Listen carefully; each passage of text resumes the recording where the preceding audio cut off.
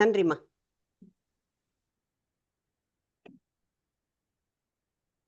அனைவருக்கும் எனது அன்பான வணக்கத்தை தெரிவித்துக் கொள்கிறேன். இன்று 88வது நாள். எதுக்குன்னா, நமது தமிழ்நாடு கலை இலக்கிய பெருமன்றம் நாளும் நடத்துகின்ற கதை சொல்ல.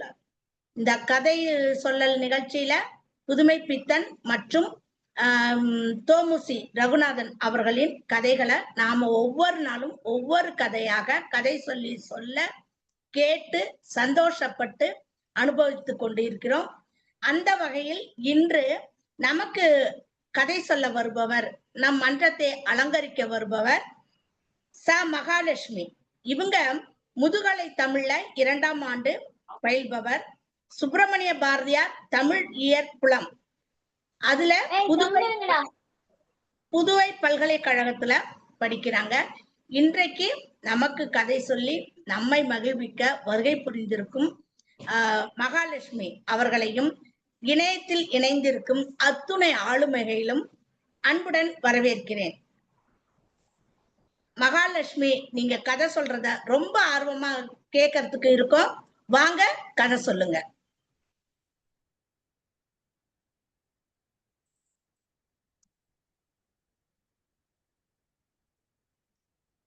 அனைவருக்கும் வணக்கம்.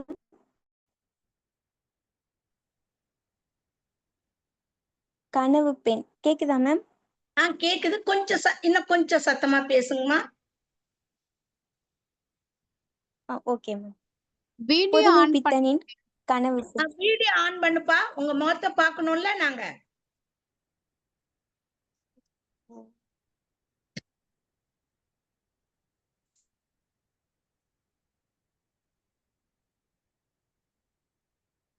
பக்கத்துல இருக்கிற வீடியோவை ஆன் பண்ணுங்கப்பா.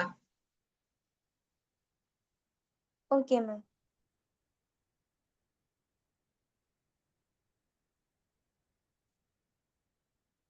உங்க முகம் இன்னும் தெரியலப்பா. மைக்குக்கு பக்கத்துலயே இருக்கும் பாருங்க.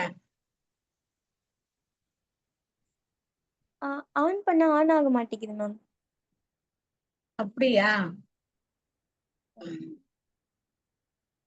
சரி, பரவாயில்ல, நீங்க சொல்லுங்க. Okay ma'am.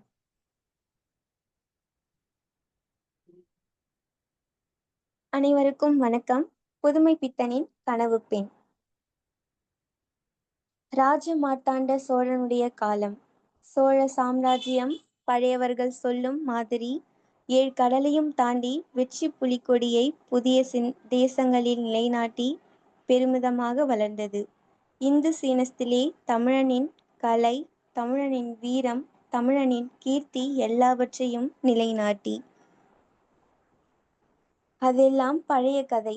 மார்த்தாண்டன் தான் இருந்த தலைநகர் இப்பொழுது பெயர் தெரியாமல் இருக்கும் என்று கண்டானா என்ன? சோழனுடைய தலைநகர் உறையூர். யவன வீரர்கள் இந்து சீன போரில் அவன் படையிலே தங்கள் இரத்தத்தை சிந்தினார்கள். அவன் அரண்மனை தலைவாயிலை காத்திருந்தார்கள். அகழிக்கு அப்புறம் அண்ணாந்து பார்த்தால் தலையறுந்து விழுந்து விடும்படி பெரிய வாயில். உள்ளே சற்று தள்ளி வெண்கலத்தினால் ஆன துவதஸ்தம்பம். அதன் உச்சியில் முன்னங்கால்களை உயரத் தூக்கி கொண்டு வாயை பிளந்த வண்ணம் பாயும் நிலையில் வார்த்த ஒரு வெண்கலப் புலி. முழுவதும் தங்க முலாம் பூசப்பட்டிருக்கிறது. அதன் கண்களுக்கு 2 பெரிய இரத்தினங்கள். சூரியனுடைய கிரகணங்கள் அதன் மிடுக்கை, சாம்ராஜ்யத்தின் மனப்பான்மையை தன்னையே வென்று கிழிக்க முயல்வதைப் போல் நிற்கும் புலியை அந்த சிற்பியின் கைவன்மையை எடுத்து காட்டின. ஸ்தம்பத்தின் அடியில் குறுகிய கவசம் அணிந்து கட்சியைப் போல் வேஷ்டியை இறுகி கட்டிய மறவர்கள் கையில் எரி ஈட்டிகளை ஏந்திய வண்ணம் கல்லாய் சமைந்தவர் போல் காத்து நிற்கிறார்கள். சற்று உள்ளே ராஜமாளிகை. கல்லில் சமைந்து தமிழனின் மிடுக்கை, தமிழனின் வீரத்தை, தமிழனின் லட்சியத்தை ஒருங்கே எடுத்து காட்டுகிறது. எங்கு பார்த்தாலும் ஏகாதிபத்திய செருக்கு. சாம்ராஜ்யத்தின் இருதயமின்மை அழகுருவத்தில் மனிதனை மலைக்க வைக்கிறது. மிருகத்தன்மை அதற்கு வீரம் என்று மரியாதையாக சொல்லுவார்கள். அழகுடன் கைகோர்த்து உலாவுகிறது அது. உள்ளிருந்து சங்கமமும் முரசும் ஏகமாக முழங்குகின்றன. ராஜராஜ ஹரிகேசரிவர்மன் பராக்! இன்னும் எத்தனையோ முழநீளம் முடிவில்லாமல் செல்லுகிறது அவர் பெயர். முன்பு சிற்றரசர்கள், தானாதிபதிகள், தலகர்த்தர்கள் யாவரும் படிப்படியாக முறைமுறையாக வந்து வழிபட்டு விலகி நின்று அடிபணிகிறார்கள். எங்கிருந்தோ மங்கள வாத்தியம் முழங்குகிறது. உள்ளிருந்து ஒரு யவன புருஷன், ஆணின் லட்சியம் வருகிறான். நெஞ்சிலே வைரங்கள் பதித்த குறுகிய கவசம், மத்தியில் இரத்தினங்களில் புலி, காலில் வீரக்கழல், சிரத்திலே மரகத கிரீடம், இடையில் ஒரு சுரிகை, அகன்று சுழன்று நேர்நோக்கும் வசீகர கண்கள், புருவத்தின் அழகை எடுத்துக் காட்டுவது போன்ற நெற்றி, அகன்ற நெற்றியில் இருக்கும் கருஞ்சாந்தின் அழகை மங்க வைத்து எடுத்துக்காட்டும் அந்த கண்களில் கனிவு, சிற்சில சமயம் மிடுக்கு. மெதுவாக அசைந்தசைந்து உலகம் பெயர்வது போல் நிகரற்ற நடை. பக்கத்தில் வரும் ஒருவனுடைய பேச்சைக் கேட்டுக்கொண்டு வருகிறான். இருவரையும் பக்கத்தில் பக்கத்தில் பார்ப்பதிலே மனித லட்சியங்கள் இரண்டையும் காணலாம். ஒன்று மனிதனின் சக்தி, மற்றது மனிதனின் கனவு. அவனும் அழகன்தான். அழகும் தெய்வீகமானது. இந்த படாடோபத்துக்கு சமமாக மிதக்கும் கண்களிலே கனவுகள், லட்சியங்கள், உருவப்படுத்த முடியாத எண்ணங்கள் ஓடிமறையும் கண்கள். அவனுடைய இடையிலும் ஒரு சுரிகை இருக்கிறது. சம்பிரதாயமாக வழக்கமாக இருக்கும் போலும். பக்கத்தில் பணிப்பெண்கள். அழகின் பரிபூரண கிருபையாலே அரச படோடோபத்தின் உயிருடன் உலாவும் சித்திரங்கள். மார்பில் கலை கிடையாது. அக்காலத்தில் அரசன் முன் அப்படியா நிற்க முடியும்? முத்துவடங்கள் அவர்கள் தாய்க்கோலத்தை மறைக்கின்றன. இடையில் தூய வெள்ளைக் கலிங்கம். அரசனுக்கு அடைப்பத் தொழில் செய்தலும் சாமரை வீசுவதும் அவர்களுக்குரியவை. அரசனுக்கு நடக்கும் மரியாதை அந்த அழகனுக்கும் நடக்கின்றது. இப்போது வெளியே வந்தாகிவிட்டது. காவிரி பூம்பட்டினத்தில் நாவாய் ஏறி இந்துஸ்தீனத்திற்கு செல்கிறான். அந்த பெயர் தெரியாத பிரதேசங்களில் தமிழ் இரத்தத்தை தெளித்து வெற்றி கொடிகளை பயிராக்க பட்டத்து யானையில் ஏறியாகிவிட்டது கவிஞனுடன். நல்ல நிலா, நடுக்கடல், எங்கு பார்த்தாலும் நீலவான், நீலக்கடல். நாவாய் கீழ்திசை நோக்கி செல்லுகிறது. அதன் மேல்தட்டில் கவிஞனும் சோழனும். கவிஞனுக்கு அன்று உற்சாகம். ஊர்வசியின் நடனத்தை, அவள் அழகை ஓர் அற்புதமான கவியாக பாடுகிறான். ஊர்வசி அரசனை காதலிக்கிறாளாம். அரசனை காண வருகிறாளாம்.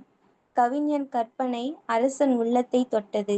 கவிஞன் கனவில்தான் கண்டான். அரசன் முன்பு ஊர்வசியே தோன்றிவிட்டாள். வெறும் கனவு. சோழனுக்குமா அப்படி? ஊர்வசி, ஊர்வசி, அதோ வருகிறாளே, அதோ அந்த அலையின் மேல், அதோ அதோ ஊர்வசி. கவிஞன் அரசனை அழைக்கிறான். ஊர்வசி என்ற பதில்தான். அரசன் கட்டளைப்படி கடலில் தறிகெட்டு தேட ஆரம்பிக்கின்றது நாவாய். அதோ அந்த அலையின் மீது அந்த பெரிய அலை மறைந்து விட்டது. அதோ தெரிகிறாள், அவளே ஊர்வசி. அந்த பெரிய அலையின் கீழே பாறைகள் என்று யாருக்கு தெரியும்? கடகடவென்று சப்தம். உள்ளே ஜலம் வெண்மையாக பாய்கிறது. ஊர்வசி என்ற குரல் சோழன் இருக்கும் திசையை காட்டுகிறது. அந்த அமளியில் படைத்தலைவன் நெருங்குகிறான். அதற்காக கப்பல் பொறுத்து கொண்டிருக்குமா? இன்னொரு பாறை. கப்பலில் உச்சி முதல் அடிவரை ஒரு நடுக்கம். பாய்மரம் தடால் என்று ஒடிந்து விழுகிறது. ஆயிரம் ஆயிரம் மக்கள் கூட்டம், ஜீவனுள்ள உயிர் பிராணிகள், அரசன் சாம்ராஜ்யம், புலிக்கொடி, வெற்றி, வீரம், இன்னும் எத்தனையோ. சமுத்திரராஜன் பர்வதராஜனுடன் ஒத்துழைத்தால் எதிர்த்து என்னதான் செய்ய முடியும்? அரசனை காப்பாற்ற வேண்டியது அவசியம்தான். ஆனால் அகோரமான அலைகளுக்கு மத்தியில் யார் என்ன செய்ய முடியும்? ராஜ மார்த்தாண்டன் வீரன், பலவான், நீந்திக்கொண்டு செல்லுகிறான். ஆனால் தன் இஷ்டப்படி அல்ல. மிதப்புக்கட்டை மாதிரி நீருக்கு மேல் பெரிய அலைகள் மூச்சு திணறும்படி வாரியடிக்கும் நுரைக்கு மேல் முகத்தை தூக்கி கொண்டு நீந்துகிறான். வாரி இறைக்கும் நுரைத்திரையிலே ஒரு பெண்ணின் பாதம் தெரிகிறது. ஊர்வசி. அவள்தான் வருவாளே, வருகிறாளே. தைரியமும் ஊக்கமும் சக்தியை கொடுக்கின்றன. நீந்துகிறான். எதிரிலே ஒரு உயரமான பாறை. தலை நிமிர்ந்து உச்சியை காண முடியாத நெடும் பாறை. அதில் நின்று கொண்டால் அவன் நீந்த வேண்டாம். அலை அலை வேகமே இழுத்து செல்லுகிறது. அப்பா! இன்னும் ஒரு கை. கெட்டி போடுகிறான். பின்புறம் இடிமுழக்கம் போல ஒரு தீங்காரம். நட்சத்திரங்கள் கண்ணுக்குள் மின்னி மறைகின்றன. அப்புறம் ராஜமார்த்தாண்ட சோழன் அல்லன். முங்கி மிதக்கும் ஒரு சரீரம். எவ்வளவோ நேரம் சென்றது. கண்களில் ஏன் இந்த சூரியன் இப்படி தகிக்க வேண்டும்? யாரோ அணைத்திருக்கிறது மாதிரி ஒரு தோற்றம். தாயின் கனிவுடன் சற்று மேலோங்கி வளர்ந்தும் வளராத கன்னங்கள் கன்னத்தோடு சாய்ந்து. அம்மா! என்ன ஈனஸ்வரம், என்ன பலவீனம்! கவிஞனின் கனவு போன்ற கண்கள் அவனை கவனித்து சிரிக்கின்றன. திரும்புகிறான். மாந்தளிரின் நிறம், மனத்தில் சாந்தியளிக்கக்கூடிய அழகு. கூந்தல் கருத்து சுருண்டு ஆடையாக முதுகுபுறத்தை மறைத்திருக்கின்றன. அதுதான் ஆடை. திடுக்கிட்டு எழ முயற்சிக்கிறான். முடியவில்லை. அவள் கரங்கள் அவனை அணைத்துக் கொள்கின்றன. உதட்டில் அவளுடைய மெல்லிய விரல்கள் பதிந்து அவனை திரும்ப வேண்டாம் என்று சமிஞ்சை செய்கின்றன. அவன் அரசன், ராஜமிடுக்கு. அவளோ தாதிப்பெண். காலை பிடி என்கிறான். பதில் இல்லை. புன்சிரிப்புதான். தாயின் கனிவு அவனை அணைத்துக் கொள்கிறது.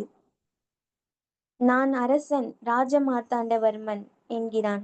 பதில் இல்லை. புன்சிரிப்புதான். அவ்வளவு தைரியமா என்கிறான். அவளது கேசத்தை அவள் கழுத்தில் முறுக்குகிறான். வெற்றி புலிக்கொடி. அவன் கண்கள் இருள்கின்றன. மூச்சு. அம்மா! இருள் இருள். கண்களுள் நட்சத்திரங்கள் தோன்றி மறைகின்றன. இருள். நீலக்கடல். ஒரு பிணம் குப்புற மிதக்கின்றது. அதன் முகத்தில் என்ன சாந்தி! நன்றி. நன்றி மேம். மகாலட்சுமி, ரொம்ப பொறுமையா நிறுத்தி நிதானமா சொன்னீங்க. நல்லா இருந்துச்சு நீங்க சொன்னது.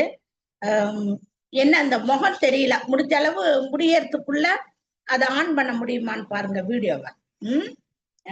மற்றபடி நல்லா அழகா இருந்துச்சு. உங்க குரல் ஒரு அமைதியான மென்மையான குரலா இருந்துச்சு. வாழ்த்துக்கள், பாராட்டுக்கள். இப்ப நீங்க கதை சொல்லிட்டீங்க. இதை கேட்ட நமது ஆளுமைகள் இந்த கதை பற்றியும் நீங்க சொன்னதை பற்றியும் அவங்க சொல்லுவாங்க. அது என்னன்னு இப்ப பார்ப்போம். இது பின்னோட்டத்திற்கான நேரம். பின்னோட்டத்தில் சாத்தூர் கணேசன் ஐயா இல்ல. இன்றைய பின்னோட்டத்தை நமது விஜிலாமா அவர்கள் தொடங்கி வைப்பார்கள். விஜிலாமா, வாங்க, பின்னோட்டம் தருக. வணக்கம் எல்லாருக்கும். ரொம்ப நாளுக்கு அப்புறம் இணைப்புல வந்திருக்கிறேன். வணக்கம். மகாலட்சுமி ரொம்ப அழகா கதை சொன்னாங்க. நானும் இந்த கதையை வாசிச்சேன். அதனுடைய முடிவு குறித்து எனக்கு அவ்வளோ ஒரு தெளிவு இல்லை. ஸோ வாசிச்சவங்க, நானும் பின்னோட்டத்துக்காக தான் காத்துட்டு இருக்கிறேன். அரசெல்வி அம்மா அதை யாராவது சொல்லுவாங்கங்கிற நம்புறேன். நன்றி, வணக்கம். நன்றிம்மா. உங்களை மாதிரிதான் நானும் கதையை படிச்சுட்டு அந்த முடிவு கொஞ்சம் எனக்கு புரியல. இந்த நல்ல ஒரு கதை கற்பனை திறனை வளர்க்கக்கூடியதா இருக்கணும், ஞாபக சக்தியையும் தூண்டக்கூடியது. ஆனா இந்த கதையில கற்பனை அருமையா இருக்கு. நல்லா அந்த அரண்மனைய வர்ணிக்கிறது, இது எல்லாமே அருமையா கொண்டு வந்திருக்காரு. சில வார்த்தை ஜாலங்களும் புதுமைப்பித்தல் கொடுத்திருக்காரு. அதாவது மிருகத்தன்மை, அதற்கு வீரம் என்று மரியாதையாக சொல்லுவார்கள். அருமையான வார்த்தை.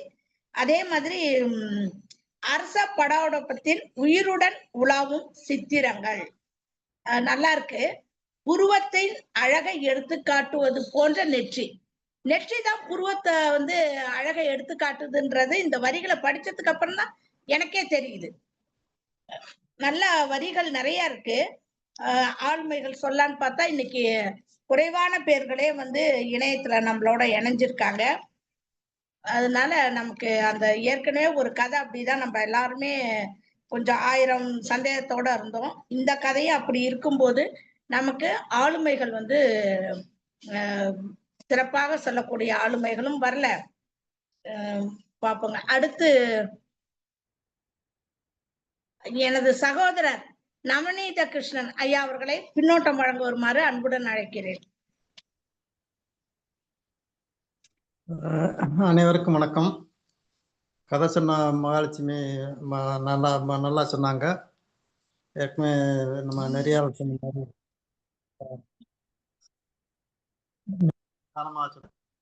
இது ஒரு நாவலுக்குரிய கதை, சரித்திர கதை வந்து நாவலுக்குரிய. நான் பெரும்பாலும் சரித்திர கதைகளை படிச்சு பழக்கம் இல்லாதனால அந்த அரசியலி சொன்ன மாதிரி ஜினாமா சொன்ன மாதிரி அந்த இதுக்குள்ள உள்ள போக முடியல.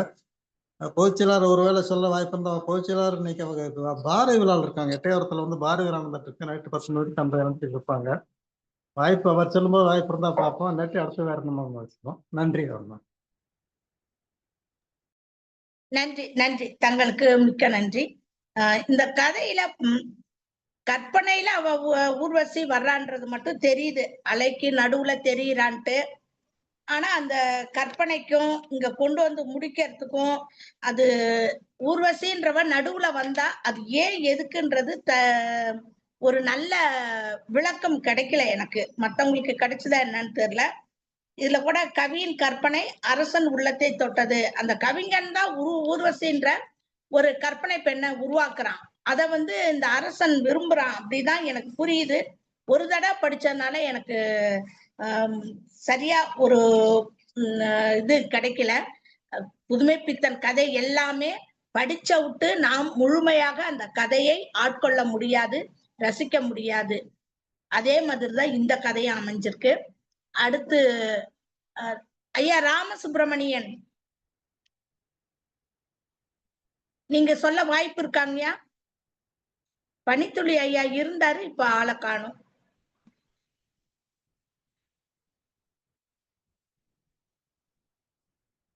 ராமசுப்பிரமணியன் ஐயா, சரிங்க. மாணவர் சதீஷ்குமார். வணக்கம் அம்மா. வணக்கம்ப்பா. இன்றைக்கு கதை வந்து ஒரு சிறிய கவிதை போன்று சொல்லலாம்னு இருக்கம்மா. ஐயோ, ரொம்ப ரசிச்சு கேட்போம், தாராளமா சொல்லுங்க. சொல்றம்மா. சிறுகதையினுடைய சாரத்தை அடிப்படையாக கொண்ட கவிதை இது. பூங்காற்றில் பறந்த கனவு பாசக்கோடியில் சிக்கி நின்றது.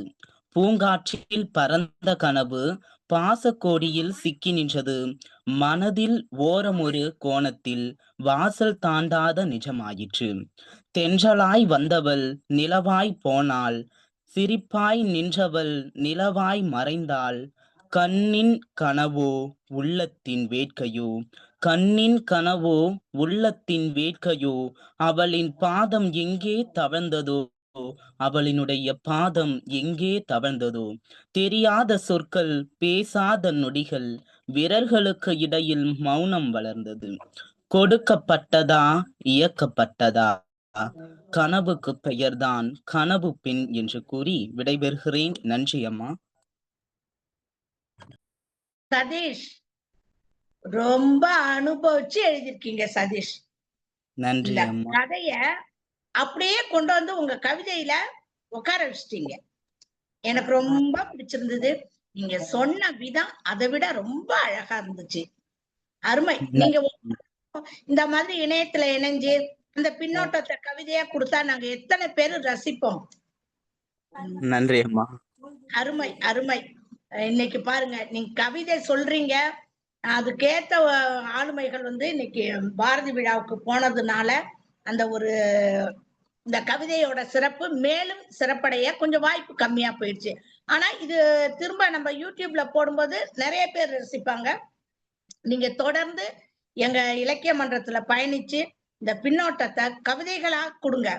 நீங்க கவிதைகளா பின்னோட்டம் கொடுத்தா அதுவே ஒரு புத்தகமா வெளியிடலாம். உங்களை மேம்படுத்திக் கொள்ளவும் சிறப்பு செய்யவும் இந்த களத்தை அருமையாக பயன்படுத்திக் கொள்ளுங்கள் சதீஷ்குமார். உங்களுக்கு பாராட்டுக்கள், வாழ்த்துக்கள். வணக்கம் புனிதா பேசுறேன். அம்மா அடுத்து உங்களை தான் கூப்பிடலான்ட்டு இருந்தேன். வாங்கம்மா, வந்து பின்னோட்டம் கொடுங்கம்மா. முதல்ல இன்னைக்கு கதை சொன்ன முதலில் இணையத்தில் இணைந்துட்டு கூட அத்துணை அன்பர்களுக்கும் என்னுடைய முதற்கண் வணக்கம். இன்னைக்கு கதை சொன்ன மகாலட்சுமி திடீர்னு ஹரிணியால வர முடியல அப்படின்றதால மாணவியை கூப்பிட்டதும் சரிங்கம்மா, அவங்க எப்பயுமே வகுப்புலயும் சரி எந்த வேலை சொன்னாலும் அவ்வளோ அழகா பன்முகத்தன்மை கொண்ட மகாலட்சுமி இன்னைக்கு அவ்வளோ அழகா கதை சொன்னாங்க. அவங்களுக்கு என்னுடைய மனதார வாழ்த்துக்களை தெரிவிச்சுக்கிறேங்கம்மா. அடுத்து இன்னைய கனவு பெண் கதை. இது வந்து ரொம்ப ஒரு 2 விஷயத்த ஒரு நுணுக்கமா ஒவ்வொரு விஷயங்களா குறிப்பிட்டு போவாரு. இங்க ஒரு நான் 2-3 விஷயங்களை கோடிட்டு கொண்டு வந்திருக்கேன். அதை நான் பதிவு செய்யறதுக்கு. இப்ப சோழர்களுடைய ஆட்சி எப்படிலாம் இருந்துச்சு, அவங்களுடைய வீரம் எவ்வளவு சிறப்பு வாய்ந்தது, அதெல்லாம் வந்து ரொம்ப பழைய கதை அப்படின்னு சொல்லி முடிச்சுட்டு ஆரம்ப காலகட்டத்துல அவங்க எங்கெங்கெல்லாம் போய் என்னென்னலாம் பண்ணாங்க, இந்து சீனத்தோட தமிழர்களுடைய கலை வீரம் கீர்த்தி இதெல்லாம் எப்படி அவங்க நிலைநாட்டினாங்க, இதை பத்தி எல்லாம் சொல்லிட்டு போறாங்க. 7 கடல் தாண்டி அவங்க போய் புலிக்கொடியை நாட்டிட்டு வந்த புலம் இதெல்லாம் வந்து ஒரு புறம் இருக்க, அவங்களுடைய வழித்தோன்றல்கள் வரும்போது மார்த்தாண்ட சோழனுடைய அதுக்கு கடைசியா வரும்போது எப்படி வந்து தான் இருந்த தலைநகர் அவங்க வந்து உறையூருன்றது அவங்களுக்கு தெரியுமா. அதுக்கப்புறம் இந்து சீன போர்ல அவனுடைய மார்த்தாண்டனுடைய படையில இருந்தது யவன வீரர்கள் அப்படின்றது அவங்களுக்கு எல்லாம் தெரியுமா. இதெல்லாம் வந்து அந்த அரசனுக்கு தெரியாமல் இப்ப எப்படி அவன் வந்து சுகபோகமாக வாழ்ந்து கொண்டிருக்கிறான் என்பது போல வந்து கதைய கொடுத்துட்டு போவாங்க. அவங்களுடைய அரண்மனை எப்படி வந்து மிக பிரம்மாண்டமா இருக்கு, அதுல வந்து ஒரு வெண்கல புலி தங்கமுலாம் பூசப்பட்டு அப்படியே கண்கள்லாம் அப்படியே ரத்தன மாதிரி மின்னிட்டு இருக்கிறது. அந்த அந்த புலிய பத்தி பேசும்போதே அவர் வந்து தன்னையே வென்று கிழிக்க முயலுவதை போல நிற்கும் புலியை அந்த சிற்பியின் கை வன்மையை எடுத்து காட்டின அப்படின்னு அவர் வந்து கொடுத்திருப்பாரு. இங்க வந்து ஒரு அரசனுடைய அரண்மனையில இருக்கக்கூடிய ஒரு புலியை குறிப்பிடும் போது முக்கியமாக சிற்பியை தான் அந்த இடத்துல அவர் வந்து ரொம்ப அழகா கொடுக்குறார். எப்படி அவன் வந்து அந்த சிற்பத்தை வடிச்சிருக்கின்றான், அந்த சமிக்கையே வந்து அந்த சாம்ராஜ்யத்தினுடைய மிடுக்கெல்லாம் எப்படிதான் எடுத்து காட்டினாலும் ஒரு புலியே தன்னையே வென்று விடும் போல, தன்னையே வென்று கிழிக்க முயலுவதை போல நிற்கக்கூடிய அந்த சோழ சாம்ராஜ்யத்துக்கே உரித்தான சிறப்பை அந்த சிற்பி எப்படி தன் கைவண்ணத்துல கொண்டு வந்தான், அவனுடைய மனப்பான்மை எந்த அளவுக்கு சிறப்புடையதா இருக்குதுன்றத அந்த இடத்த சிற்பியுடைய சிறப்பை வந்து எடுத்து காட்டியிருப்பாரு. 1.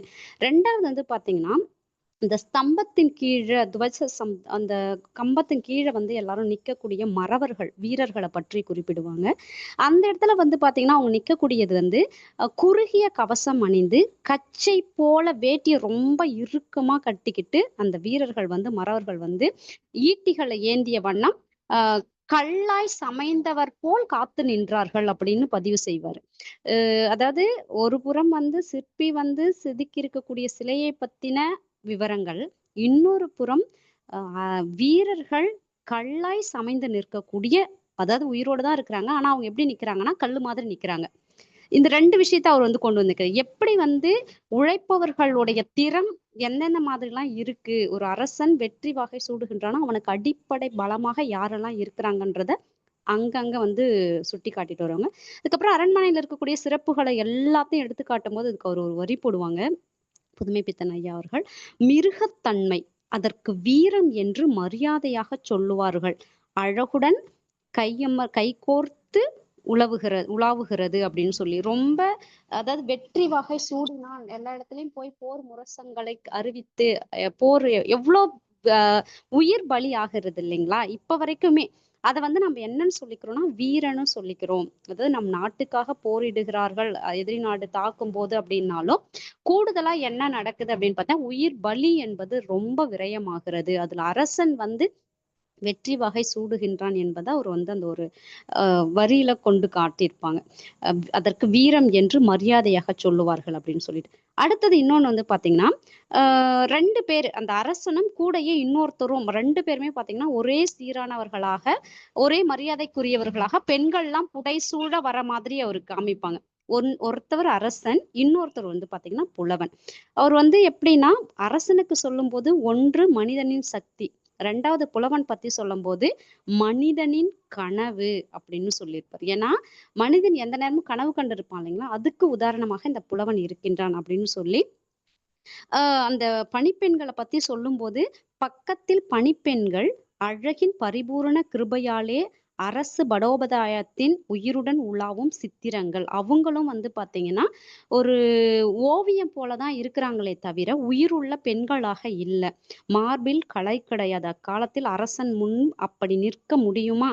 முத்துவடங்கள் அவர்கள் தாய் கோலத்தை மறைக்கின்றன அப்படின்னு சொல்லி எந்த அளவுக்கு பெண்கள் அங்கங்க இருக்கின்றார்கள், அடிமையாக வைக்கப்பட்டிருக்கக்கூடிய நிலை எல்லாத்தையும் சொல்லிட்டு, இடையில் துல்லிய தூய வெள்ளை கலிங்கம் அரசனுக்கு அடைப்பு தொழில் செய்தலும் சாமரம் வீசுவதும் அவர்களுக்குரியதாகும் அப்படின்னு என்ன மாதிரியான நிலையில பெண்கள் வைக்கப்பட்டிருக்கிறாங்க அப்படின்றத ஒரு அந்த இடத்துல உண்மை நிலைய பெண்கள் எப்படி இருக்கிறாங்க ன்றத சுட்டி காட்டியிருப்பாங்க. அடுத்தது அந்த கப்பல்ல வந்து என்ன பண்றாங்க, இந்து சீனத்திற்கு போறாங்க. புலவன், அரசன் எல்லாமுமே. அப்படி காவிரி பூம்பட்டினத்துல நாவாய் மேல கப்பல் மேல ஏறி போகும்போது, அப்ப அரசனுக்கு வந்து ரொம்ப மகிழ்ச்சி படுத்துறதுக்காக கவிஞன் வந்து ரொம்ப கற்பனையில ரொம்ப மகிழ்ச்சியா இருக்கிறாரு. அப்ப வந்து அவர் என்ன பண்றாரு, கனவுல ஒரு பெண்ணை காண்பதாகவும், அவ ஊர்வசியே வந்துட்டான்ற மாதிரியும் சொன்ன உடனே, அது வெறும் கனவுதான். ஆனா சோழனுக்கு அப்படி இல்ல அது. உண்மையாலுமே பெண் அங்க என்னமோ நேர்லயே வந்துட்ட மாதிரி அவன் வந்து கற்பனை செஞ்சுக்கிட்டு தான் வந்து தோ வந்துட்டா அப்படின்னு சொல்லி அந்த ஒரு விபத்துக்குள்ளாகிறது, ஒரு அந்த கப்பலே விபத்துக்குள்ளாகிறதுக்கு வெறும் கனவை தான் அவர் என்ன பண்ணிடுறாரு, நிஜம் நம்பி போறாரு. அப்போ வந்து அந்த இடத்துல ஒரு ரொம்ப அழகான வரியை போட்டிருப்பாரு புதுமை பித்தன் ஐயா அவர்கள்.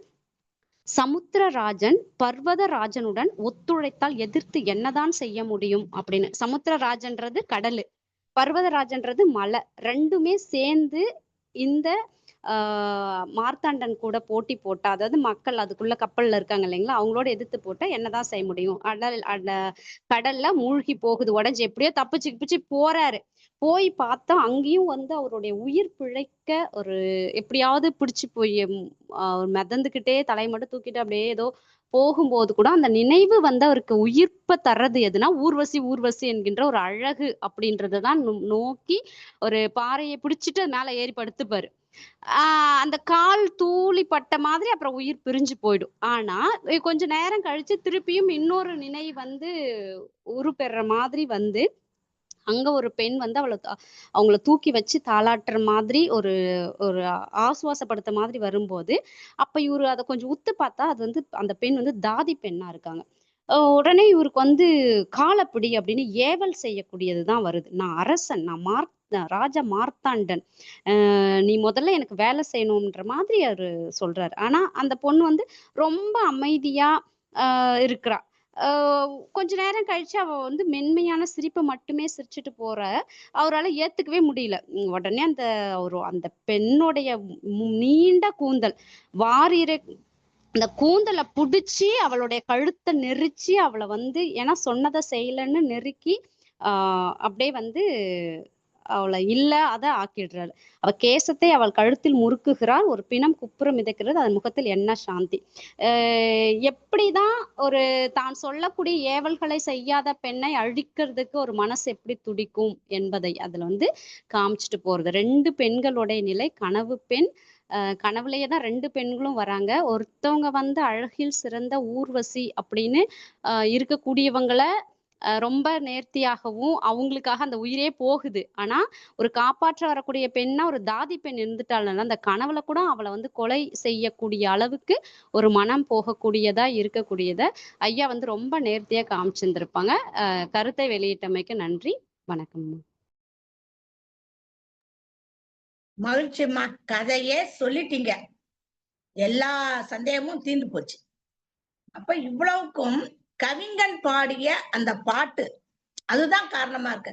அவன் கற்பனையில ஊர்வசிய நினைச்சு பாடுற அழக நடனத்தை நினைச்சு பாடிக்கிட்டே வர்றவன் ஊர்வசிய அரசன் நேசிக்கிறதா சொல்லிடுறான்.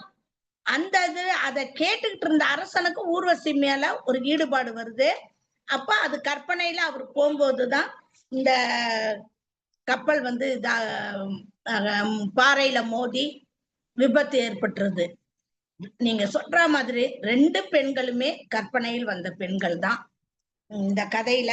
ஆனா போனது என்னவோ ராஜாவோடது. நீங்க சொன்ன மாதிரி அந்த சாக போற அந்த நேரத்துல கூட அந்த கம்பீரம், எனக்கு நீ அடிமை, நான் சொன்னதை கேளு, நான் சொன்னதை செய்யலன்னா அந்த வருது பாருங்க கோபம், அந்த முடிய இழுத்து கழுத்தை சுத்தி, என்ன ஒரு இது.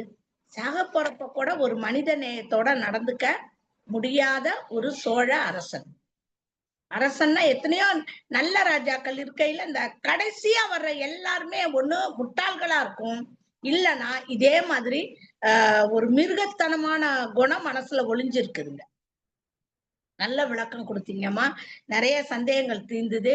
நிறைய இதை அடிக்கோடிட்டு அந்த வாக்கியங்களையும் சொல்லி சிறப்பு செஞ்சீங்க. இன்றைய பின்னோட்டம் நிறைவான ஒரு பின்னோட்டமாக இருந்தது.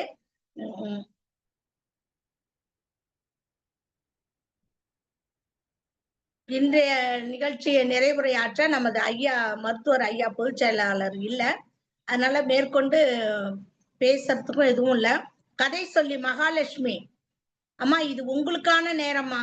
இப்போ நீங்க கதை சொன்னீங்க, நாங்கெல்லாம் பேசணும். இதை கேட்டு உங்களுக்கு இன்னும் சொல்லக்கூடியது எதுவும் இருந்தா இப்ப சொல்லலாம். மகாலட்சுமி வாங்க, உங்க நிறைவுரையை தருக.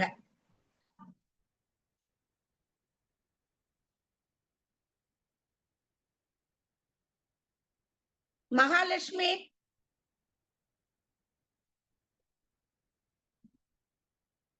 அம்மா, இணைப்புல இருக்கீங்களா?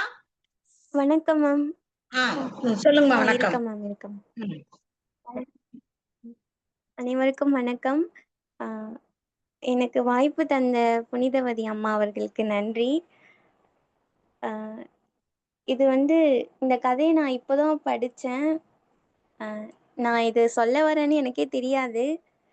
ஆனால் நீங்கள் நல்லா இருக்குன்னு சொன்னதே எனக்கு மகிழ்ச்சியாக இருக்குது. எனக்கு இந்த கதையிலேருந்து என்ன புரிஞ்சுதுன்னா, அந்த புதுமை பித்தன் வந்து எப்படி அவங்க அந்த சோழ நாட்டையும் பெண்களையும் வர்ணித்து சொல்லியிருக்காங்க. அப்புறம் அந்த மன்னர்களுடைய மன உணர்வுகளை வந்து எப்படி வெளிப்படுத்தியிருக்காங்க அப்படின்றத வந்து நான் இந்த கதையில் புரிஞ்சுக்கிட்டேன். அவ்வளோதான் மேம். வாய்ப்புக்கு நன்றி மேம். மகிழ்ச்சி. நல்லா அழகா பேசுறீங்கம்மா, அழகா பேசுறீங்க. நம்ம மன்றத்துக்கு கை கொடுக்கும் கை யாருன்னா நம்ம மதிப்பிற்குரிய புனிதவதி அம்மா தான். மாணவர்களை வந்து இவங்க இன்னைக்கு வரலன்னா உடனே ஒருத்தவங்களை வந்து ரெடி பண்றாங்க. அவங்க மாதிரியே அவங்க மாணவர்களும் இருக்காங்க. சொன்னா உடனே மறுப்பு தட்டாம அதுக்கு தன்னை தயார்படுத்திக்கிட்டு மன்றத்துல பயம் இல்லாம, தடங்கள் இல்லாம, தவிப்பு இல்லாம அழகா சொல்லிட்டு போறாங்க. நம்ம மன்றம் புனிதவதி அம்மா அவர்களுக்கும் அவரது மாணவர்களுக்கும் நன்றி சொல்ல கடமைப்பட்டு இருக்கு. நன்றிகள், பாராட்டுக்கள். இத்துடன் இன்றைய நிகழ்ச்சிகள் நிறைவு பெறுகிறது. மீண்டும் புதிய கதையுடன், புதிய கதை சொல்லுடன் நாளை இரவு 8 மணிக்கு நாம் அனைவரும் ஒன்று கூடுவோம், கதை கேட்போம், கருத்துக்களை பரிமாறிக்கொள்வோம். அதுவரை உங்களிடமிருந்து விடைபெறுவது அரைச்செல்வி. மகிழ்ச்சி. நன்றி. வணக்கம்.